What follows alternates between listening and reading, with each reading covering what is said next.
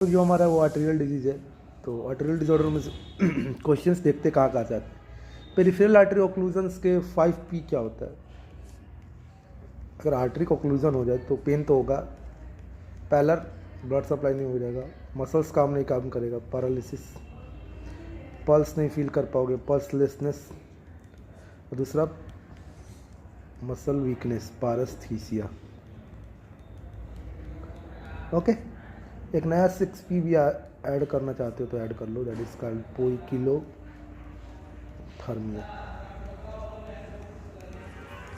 These are the 6P 5P of the peripheral artery occlusion. Most common cause क्या होता है artery occlusion का? It's atherosclerosis is the most common cause. Second, Berger disease. Berger disease पड़ा होगा और भी हैं पेरिफेरल आर्टरी ओक्लूजन्स के कॉज, जैसे Takayasu arteritis, SLE, post traumatic injury, radiation injury. अब एथेरोस्क्लेरोसिस बर्जर डिजीज में क्या होगा, ये आपको 6th और 7th डिकेड में होगा, 60 से 70 साल के बाद में होगा। यहाँ पे यंग मेल स्मोकर होता है, ये age mainly less than 40 years होगा। ये लार्ज आर्टरी को इन्वॉल्व करता है, ये स्मॉल और मीडियम आर्टरी को इन्वॉल्व करता है। कोई दिक्कत नहीं है। मोस्ट कॉमन आर्टरी जो इसमें इन्वॉल्व होता है, ये क्वेश्चन पूछा गया है कि बर्जर डिजीज में कौन कौन से आर्टरी इन्वॉल्व होते हैं। टीबियल, रेडियल एंड प्लांटर, ये याद रखना, इंपॉर्टेंट क्वेश्चन है। Tibial, radial and planter. हाँ, अब बर्जर डिजीज़ को पढ़ते हैं अच्छे से कि बर्जर डिजीज़ को और क्या बोलते हैं, थ्रोम्बोएंजाइटिस ऑब्लिटरेंस। मेनली जो ये डिजीज़ होता है, अगर ये देखोगे, ये मान लो लिम्स है, इसका जो प्रोग्रेशन होता है डिस्टल टू प्रॉक्सिमल होता है।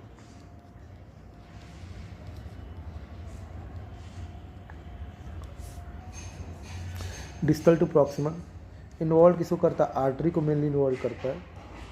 वेन और नर्व लेटर स्टेज में होता है, क्योंकि अगर थॉम्बस या आर्टरी में होगा तो धीरे धीरे जो इन्फ्लेमेशन होगा ये वेन और नर्व को भी इन्वॉल्व कर देगा। तो वेन और नर्व हमेशा लेटर स्टेज में, याद रखना, बाद में होता है, ठीक है। और बर्जर डिजीज का जो इम्पोर्टेंट ट्रायड है वो देखो, इसको हम लोग बोलते हैं रिम ट्रायड। क्या बोलते हैं? Rim triad, RIM। तो रिम ट्रायड में क्या क्या आता है? R फॉर रेनॉल्ड फिनोमिना, ठीक है, ये अलग से देखेंगे what is Reynolds phenomena. I for intermittent claudication, और M for migratory superficial thrombophlebitis. ये कार्सिनोमा पैंक्रियाज में मिलता है, वहाँ इसको क्या बोलते हैं? ट्रोजियोसाइट। तो ये रिम ट्रायड हो गया बर्जर डिजीज का, ओके। तो डिजिटल स्कीमिया, रेनॉल्ड्स फिनोमेनन में क्या होता है? डिजिट्स जो होते हैं उसमें स्कीमिया होता है, टिप्स ऑफ द फिंगर में। कब होता है? जब कोल्ड से एक्सपोजर हो, इमोशनल स्ट्रेस से एक्सपोजर हो, या फिर अगर कोई वाइब्रेटिंग टूल यूज़ कर रहे हो तो, ठीक है। तो कोल्ड, स्ट्रेस और वाइब्रेटिंग टूल्स। पर होता क्या है कि पहले जो डिजिट्स में क्या होता है, पहले ये ब्लांचिंग होता है, वाइट कलर का, वाइट ब्लांचिंग, ब्लड सप्लाई बंद हो गया, फिर साइनोसिस होगा तो ब्लू कलर आ जाएगा, ये देखो ब्लू कलर, और लास्ट में क्या होता है? रेडनेस आ जाता है। तो पहले वाइट ब्लांचिंग, फिर ब्लू ड्यू टू साइनोसिस, और लास्ट में रेड फ्रॉम द फिंगर और टिप। और ये डिजीज़ का प्रोग्रेशन ये देख रहे हो आप डिजिट्स में, ये देख रहे हो वाइट ब्लांचिंग है, फिर ये ब्लू हो जाएगा साइनोसिस, और लास्ट में रेड हो जाएगा। तो ये 3 स्टेज हो गए, कौन कौन से? Blanching first step, second is the cyanosis, and third is the redness. What is the types देखेंगे रेनॉल्ड्स फिनोमेना का, तो एक तो होता है प्राइमरी और एक होता है सेकेंडरी। जो प्राइमरी होता है वो idiopathic, we don't know the reason, and primary is called as Raynaud's disease, ठीक है। ट्रीटमेंट क्या करोगे? जैसे हम देखा होगा तो आप जानते होंगे, कैल्शियम चैनल ब्लॉकर दोगे, डिल्टियाजम, या फिर nifedipine. That's all for Reynolds phenomena. Reynolds phenomena भी देख लिया हमने, और बर्जर डिजीज़ का रिम ट्रायड भी कंप्लीट कर लिया, ओके। अब आते हैं नेक्स्ट टॉपिक। नेक्स्ट टॉपिक हमारा क्या है? पेरिफेरल आर्टरी ओक्लूजन में हमने एथेरोस्क्लेरोसिस देख लिया, हमने बर्जर डिजीज देख लिया। अब हम लोग देखते हैं व्हाट इज इम्बोलिक एक्लूजन। इम्बोलस के कारण भी तो ऑक्लूजन हो सकता है।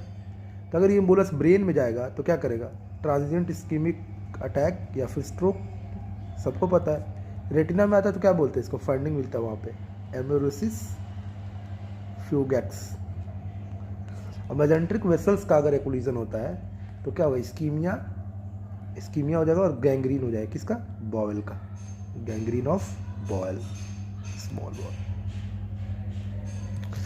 तो ये इम्बोलस हुआ। इम्बोलस ऑब्स्ट्रक्शन कर सकता है। अब इम्पॉर्टेंट चीज़ है क्या कि यहाँ पे क्या होगा, जब भी इम्बोलस जब भी टूट के जाएगा तो यहाँ पे सीवियर पेन होगा, जो भी साइड पे होगा। अगर लिम्स में जाएगा तो सीवियर पेन एंड नंबनेस होगा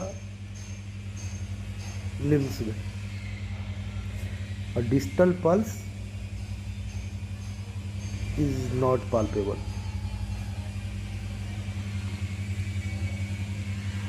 तो लिम्ब में इम्बोलस होगा तो इसके फाइंडिंग है, सीवियर पेन होगा, नंबनेस होगा, तो डिस्टल पल्स आप पाल्पेट नहीं कर सकते हो। ओके, अब आते हैं कि इम्बोलस का मैनेजमेंट कैसे करेंगे। मैनेजमेंट के लिए हम क्या करेंगे, सबसे पहले तो ये इमेज बेस्ड क्वेश्चन आता है कि ये इमेज क्या है। इसको हम लोग बोलते हैं, बोलो, फोगाटी बलून कैथेटर। तो ये क्या करता है, इम्बोलेक्टमी के लिए यूज़ होता है, कभी कभी थ्रोम्बेक्टमी के लिए भी यूज़ होता है। अब करते क्या है, जब पोज करो कि ये बाइफर्केशन पे ये मेरा थ्रोम्बस है, ये यहाँ पे थ्रोम्बस है, इसको ऐसे पास आउट करेंगे, बलून को आप बुलाएंगे और फिर खींच लेंगे। तो इमेज आपको दिख रहा होगा, वायर पे ये डाला, यहाँ पे ये बलून है, अगर यहाँ थ्रोम्बस है तो बलून को यहाँ पे फुलाए और उसके बाद वापस खींच लिया। ठीक है, तो balloon inflated after introducing Fogarty catheter. तो ये फोगाटी बलून कैथेटर इंपॉर्टेंट है, क्वेश्चन पूछता है क्यों यूज़ करते हैं, for the embolectomy. Berger disease के कुछ इंपॉर्टेंट पॉइंट जो अभी देखना बाकी थे। पहला था हमारा बॉयड क्लासिफिकेशन। बॉयड क्लासिफिकेशन क्या है, फर्स्ट, अगर मान लो कि आपको पेन हो रहा है जब आप वॉक कर रहे हो, पर स्टार्टिंग में वॉकिंग किए, स्टार्टिंग में पेन हुआ, पर जैसे आपने वॉकिंग कंटिन्यू किया ये पेन सबसाइड कर गया, तो pain subsides after walking, only starting of the walk में अगर पेन है तो इसको बोलते हैं ग्रेड 1, ग्रेड 2, ग्रेड 3, ग्रेड 4। 4 क्या होगा, 4 हमेशा दर्द रहेगा, बैठे भी हो तब भी दर्द कर रहा है, रेस्ट में पेन है, बैठे हो लेटो तब भी दर्द दे रहा है। ठीक है, सेकंड क्या है कि through the whole walk pain है, pain during walk, starting of the walk में नहीं, चल रहे हो कंटिन्यूअस पेन है, पेन के कारण आपको रेस्ट करना पड़ता है। पेन कंपेल्स, इतना ज़्यादा दर्द है कि रेस्ट लेने पे ही आराम मिले, compels you to take rest. और फोर्थ स्टेज तो भाई रेस्ट भी लोगे तब भी दर्द कर रहा है। ठीक है, क्या करेंगे, इन्वेस्टिगेशन ऑफ चॉइस। ये बर्जर डिजीज का ही क्लासिफिकेशन है, Boyd classification. 4 limb angiography, okay. अब इम्पॉर्टेंट चीज़ क्या है, यहाँ पे ये इमेज देखो, यहाँ पे एक बीपी कफ कहाँ पे, आर्म, तो सिस्टोलिक ब्लड प्रेशर हम लोग आर्म का ले रहे हैं, ब्रैकियल आर्टरी में, और ये देख लो ये एंकल का है। तो हमने क्या किया, अगर मान लो एंकल में ब्लड नहीं जा रहा है, ठीक है, तो बीपी भी कम होगा, यहाँ पे ब्लड प्रेशर भी कम होगा। तो हमने क्या किया, एंकल की सिस्टोलिक ब्लड प्रेशर को अपॉन आर्म के सिस्टोलिक ब्लड प्रेशर को, इस कंडीशन को, इसको बोलते हैं ABPI, ankle brachial pressure index. Okay, important question है। ठीक है, ankle brachial pressure index, that is called ABPI। अब ABPI का वैल्यू देखो, अगर ABPI नॉर्मल कितना होता है कि जितना प्रेशर एंकल में है उतना ही ब्रैकियल आर्टरी में मेनली होता है, थोड़ा डाउन टू अर्थ ज़्यादा प्रेशर मिल सकता है, ये नॉर्मल आपका 1 मिलेगा, मोस्ट ऑफ द केस में थोड़ा बड़ा डिफरेंस होता है 1 to 1.2। अगर यहाँ प्रेशर ज़्यादा मिल रहा है इसका मतलब क्या आप सोच सकते हो, ऊपर है ना ब्लड प्रेशर निकल, कि यहाँ जो हमने ब्लड प्रेशर का डेफिनेशन क्या मिला है, pressure exerted by the lateral, pressure exerted by the flowing column of blood on the lateral wall of the blood vessel, that is called as blood pressure। तो अगर वॉल कैल्सीफाइड होगा तो ज़्यादा pressure exert होगा, तो calcification के case में क्या होगा, it is more than normal, that is 1.2, ठीक है। और ये कैल्सिफिकेशन कहाँ मिलेगा, डायबिटीज़ मेलाइटस में या इंड स्टेज रीनल डिजॉर्डर्स में, ओके। अब आते हैं क्या कि अगर यहाँ पे ब्लड जाए ही नहीं, अगर ब्लड जाएगा ही नहीं लिम्स में तो क्या होगा, इस्कीमिया, ठीक है। एकदम ब्लड नहीं जा रहा है तो एंकल में बीपी एकदम कम होगा, तो एंकल में अगर बीपी कम होगा तो ओवरऑल वैल्यू क्या होगा, कम आएगा। तो 0.124 ये बोलता है क्रिटिकल लिम्ब इस्कीमिया, ये क्वेश्चन पूछा हुआ है। तो क्रिटिकल लिम्ब इस्कीमिया कब कहते हैं, कैल्सिफिकेशन कब कहते हैं, ये भी क्वेश्चन है, ये भी क्वेश्चन है। ABPI is very important topic, okay. अगर ब्लड अगर कम जाना स्टार्ट हुआ, इसका मतलब कि अभी वेसल्स क्लॉडिकेट कर रहा है, तो नॉर्मल से थोड़ा सा कम ब्लड प्रेशर हो चुका है एंकल के, इसको हम लोग बोलेंगे इंटरमिटेंट क्लॉडिकेशन। तो ये याद रहेगा, ये इंपॉर्टेंट टॉपिक है ABPI और इसके टॉपिक्स, ये मैंने समझा दिया जितना समझाना हो सकता है, ठीक है। ये वैल्यू याद रखना, ये भी क्वेश्चन पूछा हुआ है, ये भी क्वेश्चन पूछा। इंटरमीडिएट क्लॉडिकेशन अभी तक नहीं पूछ सकता है, नेक्स्ट, ओके। अब important treatment of Berger disease. सबसे पहले तो यंग पेशेंट है ना, बोलेंगे स्मोकिंग तो बंद ही कर दो। अगर स्मोकिंग बंद करने के बाद देखते हैं कंडीशन कैसा है, अगर दवा देने की ज़रूरत है तो हम लोग वैसोडाइलेटर देंगे। वैसोडाइलेटर में सबको पता होगा पेंटॉक्सीफाइलिन के बारे में, और एक होता है जेंथिनॉल निकोटिनेट, ये दे सकते हैं। थर्ड ऑपरेशन क्या है कि लंबर सिम्पैथेक्टॉमी कर देंगे। देखो लंबर सिम्पैथेक्टॉमी कहीं भी इंटरमिटेंट क्लॉडिकेशन नहीं करते हैं, जब कंप्लीट क्रिटिकल लिम्ब इस्कीमिया हो जाता है तभी हम लोग लंबर सिम्पैथेक्टॉमी करते हैं। तो लंबर सिम्पैथेक्टॉमी में करते क्या है कि L1 to L4 जो गैंग्लिया है उसको हम लोग क्या करते हैं, रिमूव कर लेते हैं, L1 to L4। अगर बाइलेटरल लंबर सिम्पैथेक्टॉमी करेंगे तो क्या होगा कि दोनों साइड का L1 to L4 निकालना है, तो इस केस में एक साइड का L1 आपको प्रिजर्व करना है। क्यों, क्योंकि L1 इजैकुलेशन पे कंट्रोल करता है। अगर दोनों साइड का L1 निकाल दोगे तो रेट्रोग्रेड इजैकुलेशन होगा। तो हम लोग अगर बाइलेटरल लंबर सिम्पैथेक्टॉमी करते हैं, in case of bilateral lumbar sympathectomy we have to preserve the L1 of at least one side, okay, to prevent the retrograde ejaculation, that is called as lumbar sympathectomy। ये कब होता है, ये operation कब करते हैं, only when there is rest pain। Boyd classification पढ़ा था ना, only when there is rest pain, ऐसे ये ऑपरेशन नहीं करते। That's all for the Berger disease, okay. Next topic है हमारा थोरेसिक आउटलेट सिंड्रोम। तो थोरेक्स के जो आउटलेट्स है उसमें आप देख रहे हो, क्लाविकल है, सबक्लेवियन है, ये देखो ये सबक्लेवियन वेसल्स है, सबक्लेवियन आर्टरी, वेन, नर्व्स जा रहा है, ब्रैकियल प्लेक्सस जा रहा है, ठीक है। इनमें कोई भी प्रॉब्लम होगा, कोई कंप्रेशन होगा तो इसको हम बोलेंगे थोरेसिक आउटलेट सिंड्रोम। अब दो टाइप का हो सकता है, ये न्यूरोजेनिक और वास्कुलर फॉर्म हो सकता है, ठीक है। अब रीजंस क्या क्या हो सकता है थोरेसिक आउटलेट स्पेस को कंप्रेशन के लिए, ठीक है। तो स्पेस तो क्रिएट होता है clavicle, first rib, subclavian muscle, anti scaleni muscle, anterior scaleni muscle, costoclavicular ligament. लेकिन इसको प्रेस क्या क्या कर सकता है, यहाँ पर हम लोग देख सकते हैं इंपॉर्टेंट, सर्वाइकल रिब पढ़ा था हमने, प्रेस करेगा। अगर ट्रांसवर्स प्रोसेस जो है, ट्रांसवर्स प्रोसेस ऑफ C7 है वो लॉन्ग है, okay. Pancoast tumour upper lobe tumour है लंग का, तो वो भी प्रेस करेगा, यहाँ पे लंग्स होता है ना, तो ये अपर लोब ट्यूमर इसको प्रेस करेगा, ओके। दूसरा क्या, ऑस्टियोआर्थराइटिस के भी केस में। तो ये 4-5 चीज़ है जो कि थोरेसिक आउटलेट सिंड्रोम करेगा। इंपॉर्टेंट क्वेश्चन क्या आएगा कि टेस्ट कैसे डायग्नोस करोगे कि थोरेसिक आउटलेट सिंड्रोम है, तो ये प्रोवोकेटिव टेस्ट से ही होता है। हम लोग क्या करेंगे कि कुछ मूवमेंट्स करेंगे, देखेंगे पेन हो रहा है कि नहीं, तो ये प्रोवोकेटिव टेस्ट है। कौन कौन, इसमें नाम याद रखना, एडिसन्स टेस्ट, रूस टेस्ट और राइट टेस्ट। कौन कौन, एडिसन, रूस और राइट टेस्ट। एडिसन्स को बोलते हैं स्कैलोनी टेस्ट, रूस को बोलते हैं आर्म क्लॉडिकेशन टेस्ट और राइट को बोलते हैं हाइपर एबडक्शन टेस्ट। देख लेते हैं, मतलब ट्रिक देख लेते हैं कि कैसे याद रखना है। देखो रूस टेस्ट में याद रखना है कि रूफ के टुवार्ड, रूफ ऊपर होता है ना, तो रूफ के टुवार्ड आपको हैंड करना है, दोनों हैंड। तो अगर हाथ दोनों अगर अपलिफ्टेड है तो ये रूफ टेस्ट है, ओके। दूसरा जो टेस्ट है वो है राइट टेस्ट है। राइट टेस्ट में याद रखो कि जिधर का इन्वॉल्वमेंट है, मेनली मान के चलो कि राइट टेस्ट, राइट आर्म का इन्वॉल्वमेंट है, तो राइट टेस्ट में सिर्फ राइट आर्म को एलिवेट करना है, ऐसा मान लो। तो याद देखो राइट आर्म को एलिवेट किए बस, तो ये राइट टेस्ट है। एडिसन टेस्ट कैसे याद रखो, एडिसन को मतलब करेंगे, पेशेंट को बोलेंगे एडक्ट नहीं एबडक्ट करने के लिए, हाथ को अपने तरफ क्लिक, इधर देख, एडक्शन, इधर देख, तो पेशेंट का नेक आपकी ओर बेंडेड रहेगा और हैंड आपकी ओर बेंडेड होगा, तो ये एडिसन टेस्ट। ये तीनों देख लो, अभी हम लोग इसके इमेजेस और वीडियोस देखेंगे, ओके। तो अभी हम लोग रूस टेस्ट देखेंगे। रूस टेस्ट में क्या करेंगे, पेशेंट को बोलना है कि आपको एक्सटेंड करना है, ये 90 डिग्री का एंगल बनाना है, ठीक है, ये 90 डिग्री का एंगल बनाना है, ठीक है।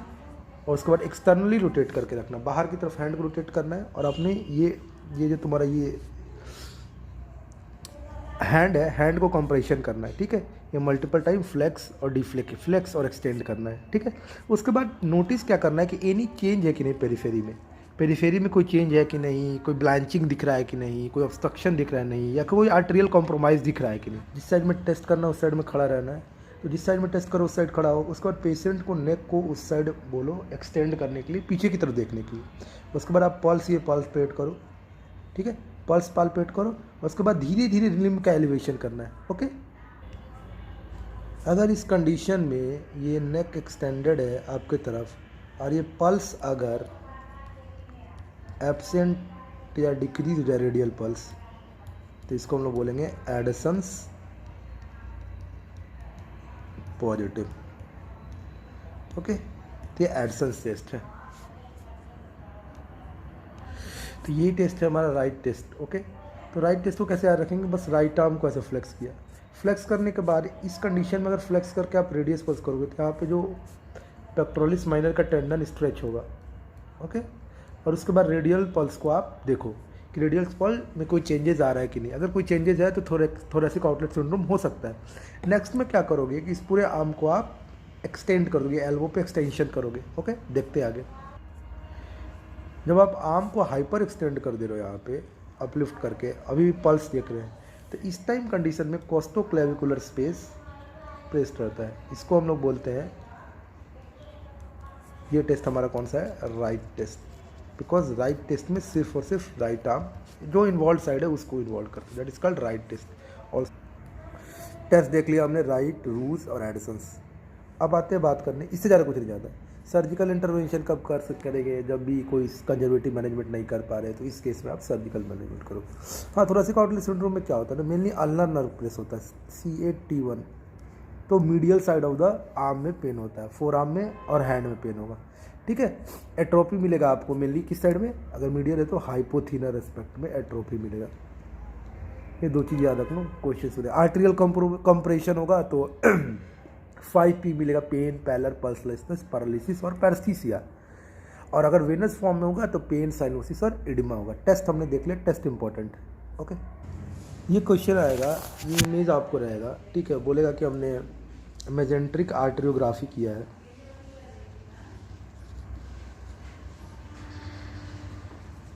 और यहाँ पे आप देख रहे हो साइंस। साइंस कैसा है, ऐसे सॉसेज की तरह, इसको स्ट्रिंग ऑफ बीड्स या फिर सॉसेज साइन भी बोलते हैं, ठीक। तो इसमें इंपॉर्टेंट चीज़ क्या है, क्लिनिकल फीचर्स आपको देखने हैं, ठीक है। क्लिनिकल फीचर में क्या देगा कि पेशेंट आएगा एब्डोमिनल पेन के साथ, ठीक है, बहुत ज़्यादा पेन होगा।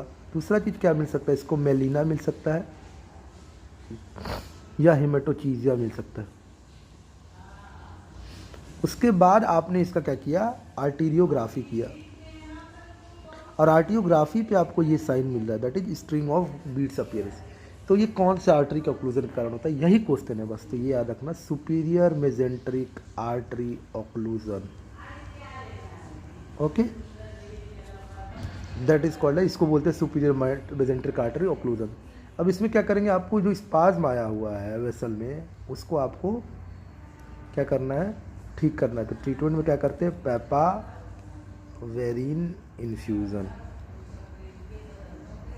क्वेश्चन यही रहेगा, ये स्ट्रिंग ऑफ देख लो, यही क्वेश्चन रहेगा। एब्डोमिनल पेन लेके आएगा, मेलिना, हेमेटोचीजिया और ये इमेज दे देगा। तो आपको बताना है कि superior mesenteric artery occlusion, inferior mesenteric artery, तो सुपीरियर मेजेंट्रिक आर्टरी होगा। कैसे याद रखेंगे, S string of Beed S in superior mesenteric artery occlusion, that's all. तो नेक्स्ट टॉपिक जो इंपॉर्टेंट है वो है एन्यूरिज्म। एन्यूरिज्म क्या होता है कि डायलेशन हो जाता है। डायलेशन क्या होता है, वीकनेस ऑफ द वॉल के कारण क्या होता है कि वेसल्स में लोकलाइज डायलेशन हो जाता है, that is called as aneurysm. Aneurysm का जो क्वेश्चन होगा वो क्या है, पहला क्वेश्चन कि कब कब सर्जरी करेंगे, कौन से आर्टरी का कितना एन्यूरिज्म होगा, कितना साइज होगा, तो सर्जरी डायरेक्ट करना पड़ेगा। ये क्वेश्चन याद रख लेना क्योंकि आएगा ही ये। तो डिसेंडिंग थोरेसिक एओर्टा है, उसमें कितना साइज होगा, उसके लिए हम लोग जो कट ऑफ साइज लेके चलते हैं दैट इज 6.5 सेंटीमीटर से ज़्यादा या equal to. Okay, abdominal aortic aneurysm बहुत बार पूछ चुका है, या असेंडिंग एओर्टा एन्यूरिज्म।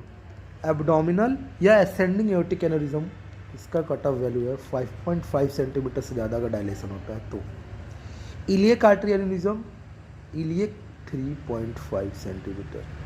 अब पॉप्लिटियल और फेमोरल आर्टरी छोटे हैं ना, तो 2 सेंटीमीटर।